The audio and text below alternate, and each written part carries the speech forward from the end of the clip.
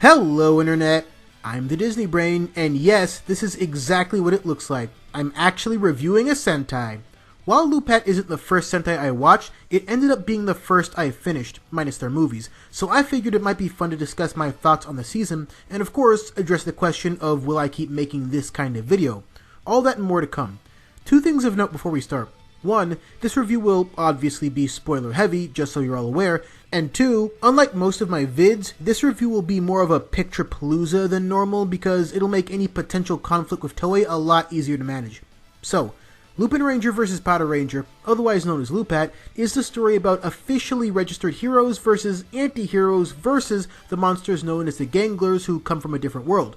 The Pats are basically SPD and or Deca Ranger with a much lower operating budget, and the Lupins are Phantom Thieves, which, for at least a few of you, kind of sells itself as a premise. It sure did that for me. So the story goes that the Lupinrangers need to steal back all the collection pieces in order to bring back their loved ones who are frozen by Zamigo. This devastating backstory creates the emotional focal point of the show, and informs us of the Lupins' need to go to any length in order to undo that tragedy.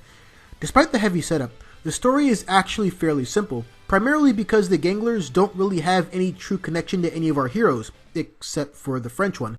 Their boss, Dogranio, just wants a good show and a successor, in that order more or less, and the Rangers here just so happen to keep getting in the way of the second thing. So setup-wise, the villain side of things here has a lot more in common with Banshira compared to the Ransiks or the Daishis of the world. Thankfully, the villains didn't also share the personalities of Banshira and her underlings, so it works out much better. And I thought it was a cool idea to have this big, kind of lazy mob boss who only wants a good show in charge. And since it's not really his people getting murked, rather people that want to take his place at the top, he really doesn't have a reason to care much until the show almost ends. Zamigo is similar in the sense that he sees the Rangers, but primarily Kairi, as just playthings to be used for his amusement. It was subtly implied that Koguri, the man that works with the Lupins, might have had something to do with all this, but he ends up being genuine this whole time. All in all, the Ganglers weren't great villains, but I think the nonchalant way they go about causing chaos without a care in the world naturally opposes the Patrangers, who preserve peace, and do so with a firm sense of responsibility for the things that happen or don't because of them. Story-wise, as I mentioned, LuPat is fairly straightforward, but the show uses that as a means to drive things along in a more character-centric way, which, in my estimation, is the best way to drive most stories. Plus, and this can't be stressed enough, both the small and the big character moments aren't forgotten along the way. It's a pitfall lesser shows walk into all the time, operating as if every other episode could reasonably exist in its own parallel universe, which would be stupid. Instead, the episodic nature of things builds off each other, kind of like Jungle Fury, but not as consistently well executed. Even still though, most of the characters here find several moments to shine because of this structure. Let's start with the Patrangers because anyone who's seen this season knows that there's a little less to sort through on that end. The first couple of episodes leave a lot to be desired from our resident police force. Sakuya is just this bumbling rookie, Tsukasa is kind of just along for the ride, and Keiichiro is just anger incarnate with a face more punchable than King Joffrey's. Okay, maybe a bit far. Joffrey sucks way more, but you get my point. And I stress that in the beginning, the Patrangers didn't have much going for them, and it seemed like the show was taking the easy way out by having the anti-hero side be the obvious side to be on. But then, as time marches forward, you see character layers being peeled back all around. You understand Sakuya's rookie bumbling more as growing pains towards becoming a respectable adult more than anything else, and he ends up solving a lot of problems along the way that legitimize why he was chosen in the first place. It kind of falls short of what SPD might have done with a similar character, but it still works well. Tsukasa, on the other hand, gets the short straw as far as development goes. She does, however, have a few nice moments here and there, including a powerful episode that can only be called Anti-Wasp with a Heart. Tsukasa functions well as the calm and collected in-between type, someone to balance out the heavy emotions either of her teammates are primarily characterized by. But there's only so much you can really say about her contributions beyond that. But as far as the Patrangers go, and maybe even as far as the whole show goes, Keiichiro is the MVP. His development is perhaps the most methodical of all, going from hot-headed to the point of abusive cop into someone you can truly feel for, and even at times relate to. He's presented initially as much more of an antagonist than the Ganglers themselves, but choice moments, such as every time he needs to work with the thieves, provides him with much-needed nuance. He's the type of character where you really do need to stick it out with him until the very end to get the payoff, because his defining moment is not one of anger, but of regret. The man whose catchphrase is screaming Kaito at the top of his lungs comes to the undeniable truth that Kairi and company are the Phantom Thieves. This carries more weight because the cops are the best customers of the juror where the Lupins work. Convenient? Yes. Necessary? Also yes. Because now Kei-chan sort of fills the role of the big brother Kairi lost, and he does so only because he genuinely feels like he needs to help a kid that seems lost, confused, and angry. All this leads not to his typical frustration and shouting, but to him still trying to reach out to Kairi to understand what he could have done better to keep any of this from happening. Like, holy crap, guys. I know I'm still a Sentai noob, but it's gonna take a special red to top this dude.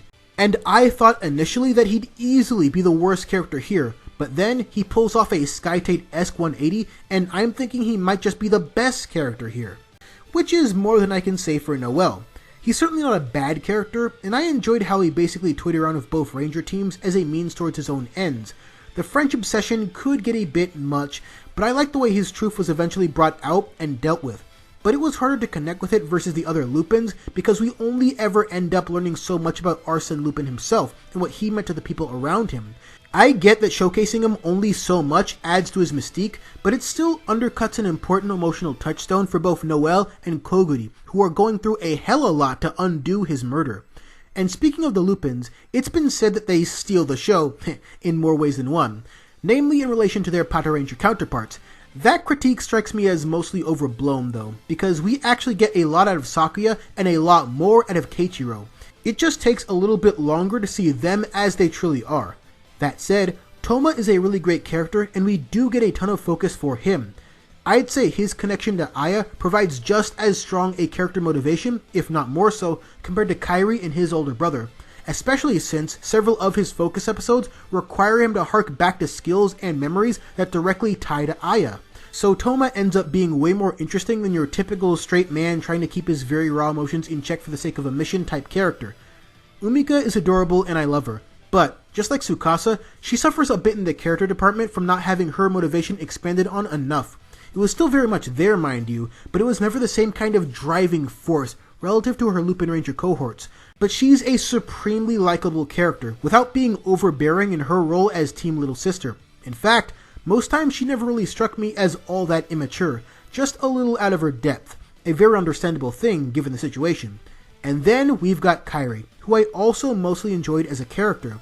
The roots of his troubled nature didn't quite come together all the way, but I could see what they were going for and how it drives him. That, and, more than any other character, he has got the most guilt tied into the Lupin rescue mission because he and his brother were not on good terms when he vanished.